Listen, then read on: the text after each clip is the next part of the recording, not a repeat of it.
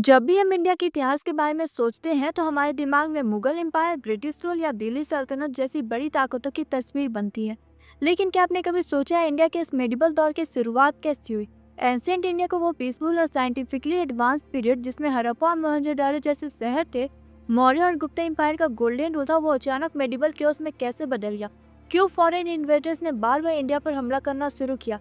क्यों Indian kingdoms इतने कमजोर हो गए कि बाहर से आने वाले सोल्जर्स भी उन्हें इजिली हरा सके? और कैसे धीरे धीरे दिल्ली सल्तनत जैसे बड़े एम्पायर्स का रास्ता साफ हो गया? आज की इस वीडियो में हम जानेंगे आखिर कैसे एंशिएंट इंडिया का वो सुनहरा युग मेडिवल इंडिया के वॉयलेंट, अनस्टेबल और बदलते दौर में बदल गया। हर एक डायनेस्टी, हर एक बदलाव और हर एक कारण को बेहद सिंपल और रिलेटेबल लैंग्वेज में समझेंगे। तो चलिए इस शानदार हिस्टोरिकल जर्नी की शुरुआत करते हैं। एंशिएंट इंडिया यानी वो समय जब इंडिया न सिर्फ इकोनॉमिकली स्ट्रॉन्ग था बल्कि कल्चरली और साइंटिफिकली भी दुनिया में सबसे आगे था। इस दौर के सबसे बड़े एम्पायर्स थे मौर्य एम्पायर और गुप्ता एम्पायर। मौर्य एम्पायर ने इंडिया को पहली बार पॉलिटिकली यूनिफाई किया। चंद्रगुप्त मौर्य ने विशाल टेरिटरीज जीते और अशोक ने बुद्धिज्म को पूरी एशिया में फैलाया। और स्ट्रॉन्ग एडमिनिस्ट्रेशन, आर्मी, इकोनॉमी, हर चीज ऑर्गेनाइज थी। लेकिन जैसे ही मौर्य एम्पायर का पतन हुआ, इंडिया के छोटे छोटे राज्यों में बंटने लगा। पॉलिटिकल यूनिटी धीरे धीरे टूटती गई। इसके बाद आया गुप्ता एम्पायर, जिसे इंडिया का गोल्डन एज कहा जाता है। इस समय लिटरेचर, मैथमेटिक्स, एस्ट्रोनॉमी, स्कल्पचर और आर्ट्स का जबरदस्त विकास हुआ। आर्यभट्ट ने एस्ट्रोनॉमी के नए प्रिंसिपल्स दिए। कालिदास ने संस्कृत लिटरेचर को नई ऊंचाइयां दी। लेकिन गुप्ता एम्पायर भी ज्यादा देर स्टेबल नहीं रह सका। इंटरनल कॉन्फ्लिक्ट्स, वीक रूलर्स और बाहरी हमलों की वजह से गुप्ता एम्पायर का पतन हुआ और इसके साथ ही नॉर्थ इंडिया पॉलिटिकल वैक्यूम में चला गया। गुप्ता के पतन के बाद पूरा नॉर्थ इंडिया रीजनल किंगडम्स में बढ़ गया। कोई सेंट्रल पावर नहीं बची जो पूरी एरिया को कंट्रोल कर सके। साउथ इंडिया में जरूर चोलाज, चेराज और पांड्या जैसे स्ट्रॉन्ग किंगडम्स थे, लेकिन नॉर्थ इंडिया में स्मॉल किंगडम्स आपस में लड़ते रहे। यही वो कमजोरी थी जिसने फॉरेन इन्वेडर्स को इंडिया की तरफ आकर्षित किया। एंशिएंट इंडिया के ये पीसफुल और स्टेबल स्ट्रक्चर अब पूरी तरह डिसइंटीग्रेट हो चुका था। रीजनल किंगडम्स की आपसी लड़ाइयां, वीक डिफेंस सिस्टम और लैक ऑफ यूनिटी ने इंडिया को फॉरेन इन्वेजन के लिए सॉफ्ट टारगेट बना दिया। गुप्ता एम्पायर के कमजोर होते ही इंडिया के नॉर्थ वेस्ट बॉर्डर कमजोर पड़ने लगी। यही वो मौका था जब पहली बार एक बड़ी फॉरेन ताकत हुनों ने इंडिया में घुसने की कोशिश की। हुन सेंट्रल एशिया के डेंजरस नोमैडिक ट्राइब्स थे। ये वही ट्राइब्स थे जो रोमन एम्पायर को भी ट्रबल कर चुके थे और उनका नया टारगेट था इंडिया। 5वीं शताब्दी के आसपास उन्होंने नॉर्थ वेस्ट इंडिया में घुसपैठ शुरू कर दी। उन्होंने पंजाब और वेस्टर्न इंडिया के बड़े हिस्सों पर हमला किया।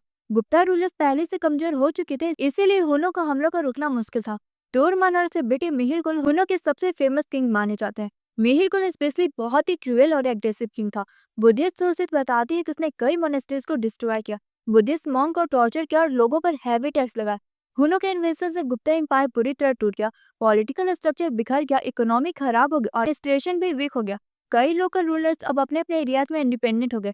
कोई सेंट्रल अथॉरिटी नहीं बची थी। हुनोस का रूल ज्यादा देर नहीं चला क्योंकि इंडियन रूलर्स जैसे कि मालवा, राजस्थान और गुजरात के किंग्स ने धीरे धीरे बाहर कर दिया। लेकिन डैमेज ऑलरेडी हो चुका था। गुप्ता एम्पायर का फाइनल फॉल इसी इन्वेजन के बाद हुआ। नॉर्थ इंडिया पूरी तरह स्मॉल स्मॉल किंगडम्स में डिवाइड हो गया। इनकी आपसी लड़ाइयों ने इंडिया का फ्यूचर फॉरेन अटैक्स के लिए प्रिपेयर नहीं रहने दिया। इस टाइम पीरियड के बाद इंडिया एक सॉफ्ट टारगेट बन गया, जिसकी वीकनेस का फायदा फ्यूचर इन्वेडर्स ने उठाया। लेकिन ध्यान रखिए, ये इन्वेजन की शुरुआत भर थी। इसके बाद जो बड़ा बदलाव आया वो था मोहम्मद बिन कासिम और मोहम्मद गजनी के अटैक, जिसकी पूरी कहानी हम अगले वीडियो में समझेंगे।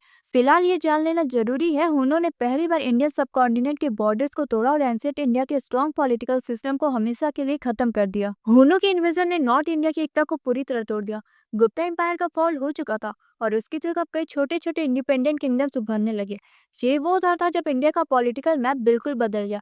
कोई भी एक स्ट्रॉन्ग किंग नहीं था जो पूरे नॉर्थ इंडिया को कंट्रोल कर सके। इसी फ्रेगमेंटेड सिचुएशन में एक नया नाम सामने आया, हर्षवर्धन। हर्षवर्धन पुष्यभूति डायनेस्टी के किंग थे जिन्होंने लगभग 606 में गद्दी संभाली। हर्षवर्धन ने कोशिश की थी कि गुप्ता एम्पायर के बाद नॉर्थ इंडिया में फिर से यूनिटी लाई जा सके। उन्होंने कनौज को अपनी कैपिटल बनाया और पंजाब, बंगाल, उड़ीसा जैसे बड़े बड़े रीजन्स को अपने कंट्रोल में लिया। हर्ष एक कल्चरल और एजुकेटेड रूलर थे। वो बुद्धिस्ट मॉन्क का सपोर्टर थे और चाइनीज ट्रेबल हिंसा ने उनकी कोर्ट की तारीफ की। हर्ष के रीजन में आर्ट, लिटरेचर और रिलीजन ने फिर से ग्रोथ किया। लेकिन एक बात अभी भी मिसिंग थी, वो थी इंडिया का मिलिट्री स्ट्रेंथ। हर्ष ने साउथ इंडिया पर अटैक करने की कोशिश की थी, लेकिन वो चालुक्य किंग पुलकेशिन II से हार गए। इसका मतलब ये था कि हर्ष का कंट्रोल सिर्फ नॉर्थ इंडिया तक लिमिटेड था। हर्षवर्धन के बाद कोई भी ऐसा पावरफुल रूलर नहीं आया जो पूरे नॉर्थ इंडिया को फिर से एक पर एक कर सके। उसके बाद इंडिया छोटे छोटे किंगडम्स में बढ़ गया, जैसे गुर्जर, प्रतिहारज, पालज और राष्ट्रकूट। साउथ इंडिया में भी चोला, चेराज और पांड्या जैसे डायनेस्टीज पावरफुल थे, लेकिन वो नॉर्थ के पॉलिटिक्स से अलग थे। यही पॉलिटिकल फ्रेगमेंटेशन इंडिया की सबसे बड़ी कमजोरी बन गई।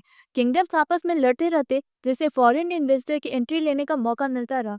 हुनों के हमले ने जो वीकनेस क्रिएट की थी वो अभी भी खत्म नहीं हुई थी।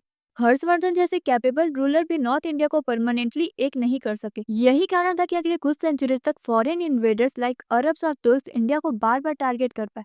लेकिन इन बड़े फॉरेन इन्वेजन की शुरुआत मोहम्मद बिन कासिम और मोहम्मद गजनी से मानी जाती है। फिलहाल इतना समझना जरूरी है कि हर्षवर्धन के बाद भी इंडिया पॉलिटिकली फ्रेगमेंटेड ही रहा, और यही फ्यूचर इन्वेजन की सबसे बड़ी वजह बनी। नॉर्थ इंडिया में पॉलिटिकल यूनिटी टूट चुकी थी। हर्षवर्धन के बाद नॉर्थ इंडिया छोटे छोटे किंगडम से बढ़ गया, लेकिन साउथ इंडिया की कहानी थोड़ी अलग थी। साउथ इंडिया में तीन बड़े डायनेस्टीज उभर कर सामने आती है: चोला, चेराज और पंडित।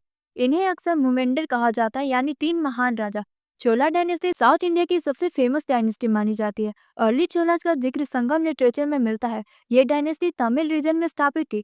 चोलास ने एग्रीकल्चर को खूब बढ़ावा दिया। उन्होंने बड़े बड़े इरिगेशन सिस्टम बनाए, जिससे खेती अच्छी होने लगी। इससे उनकी इकोनॉमी स्ट्रांग हुई। इसके अलावा चोलास ने ट्रेड भी काफी डेवलप किया। वो साउथ ईस्ट एशिया के देशों जैसे कि मलेशिया, इंडोनेशिया तक ट्रेड करते थे।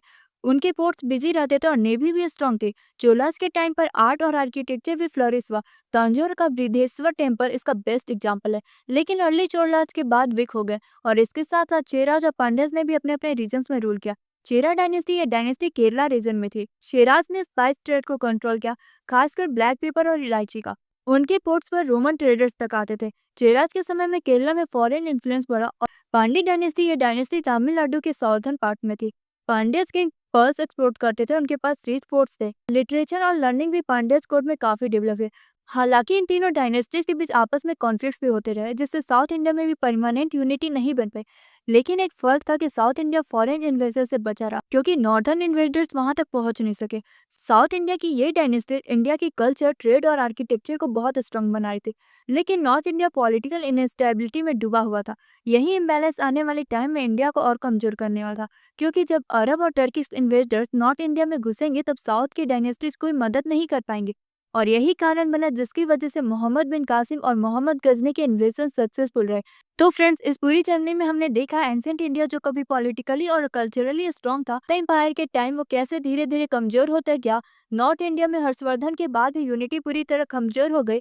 हर रीजन छोटे छोटे किंगडम से बढ़ गए। साउथ इंडिया में भले ही चोला, चेराज और पांड्या जैसे पावरफुल डायनेस्टीज थे, लेकिन नॉर्थ और साउथ दोनों रीजन के बीच कोई मिलिट्री यूनिटी या कोऑर्डिनेशन नहीं था। इसी लैक ऑफ यूनिटी और वीक पॉलिटिकल स्ट्रक्चर का फायदा उठाया फॉरेन पावर्स ने। सबसे पहले अरब ने इंडिया में एंट्री ली, मोहम्मद बिन कासिम के रूप में। इसके बाद मोहम्मद गजनी जैसे इन्वेडर्स आए, जिन्होंने नॉर्थ इंडिया के रिच टेम्पल और सिटीज को लूट लिया। लेकिन इन अरब और टर्किश इन्वेजन की डिटेल स्टोरी हमने अभी तक एक्सप्लोर नहीं की, क्योंकि ये कहानी इतनी इंपॉर्टेंट है, इसके लिए एक अलग वीडियो चाहिए। नेक्स्ट वीडियो में हम मोहम्मद बिन कासिम और महमूद ऑफ गजनी के बारे में डिटेल से जानेंगे।